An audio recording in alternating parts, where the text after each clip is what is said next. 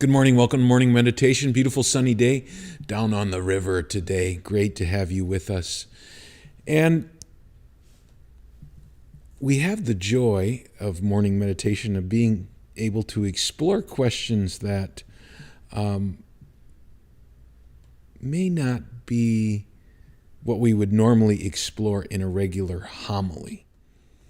And so today's gospel talks. First off, I have to do something first. I said the other day, I said the Franciscans steered me wrong. And this is referring to the Franciscan website, Franciscan Media, not to our local Franciscans. They do not steer me wrong. But Franciscan Media occasionally will do things that it's a great resource for Saint of the Day and that kind of stuff, but they sometimes leave information out or throw people into days that isn't their day, and so you just have to be a little bit careful with them if you're trying to do what I do with them. If you're just reading it for spiritual purposes, it's no problem at all. But if you're trying to teach people, sometimes you have to look a little bit deeper, showing that everything on the internet isn't necessarily in finished form. Okay, my any thought? Franciscans are great. Thanks. Bless you. This reading today, among those born of women, there has been none greater than John the Baptist. Yet the least in the kingdom of heaven is greater than he. And then this.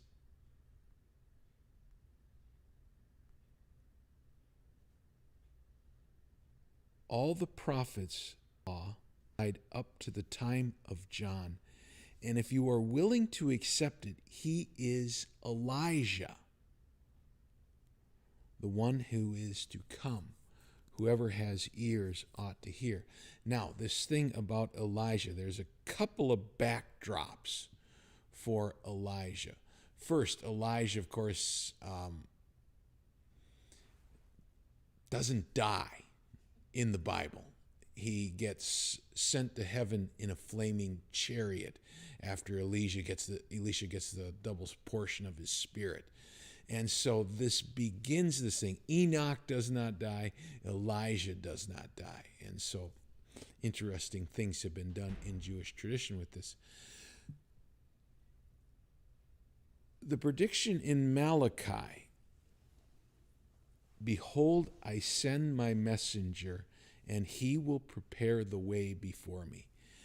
And so this thought in Judaism, especially in the time of Christ, that the forerunner would come. Behold, I send my messenger, and he will prepare the way before me. And so when we get John the Baptist getting up saying, prepare ye the way of the Lord, that of course is echoed in Isaiah 40, but it is also echoed by John the Baptist in this Malachi prediction. And then Malachi 4 says it this way: behold, I will send you Elijah the prophet before the great and awesome day that the Lord comes. And so this expectation that Elijah will come, and he will turn the hearts of their fathers and mothers to their children, and the hearts of children to their fathers and mothers. That's Malachi 4. So the turning of the hearts. And so these themes will get echoed in the New Testament, that John fulfills the Malachi prophecies about the one who is to come, who is the forerunner of Jesus Christ. Okay, now we have one problem with this great interpretation, right? John, first chapter. The Pharisees go out and ask John, are you Elijah? And John says, no. What do we do with this? All right.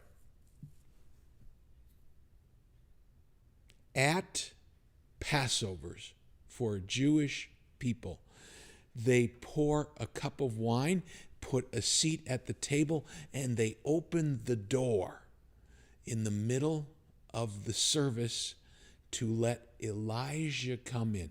Right? Elijah did not die, and so they opened the door to let Elijah in and to bring forth the messianic time, the time of the Messiah. And so this one that we are expecting, behold, I will send you Elijah the prophet before the great and awesome day of the Lord. And so the Jewish people are still waiting for the Messiah and opening their doors on Passover to let in Elijah, waiting, hoping, watching, wanting. Okay, John the Baptist, are you Elijah? No, I am not Elijah. This is early in John's gospel. Okay, a couple things that we maybe would see here or could say here. One is that this is early in John's ministry, and he perhaps doesn't know the fullness of his divine calling yet. That's one thing that's talked about. Number two, it is really thought that Elijah is going to come back bodily.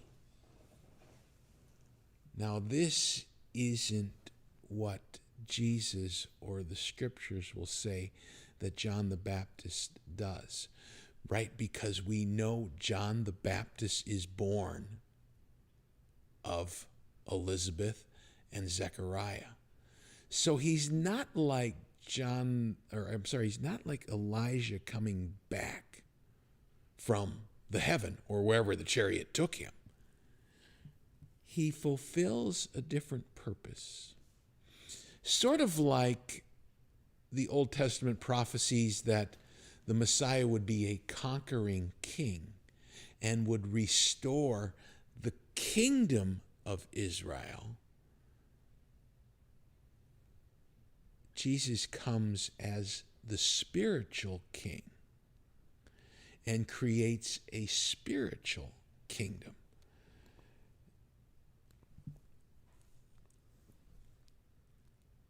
And so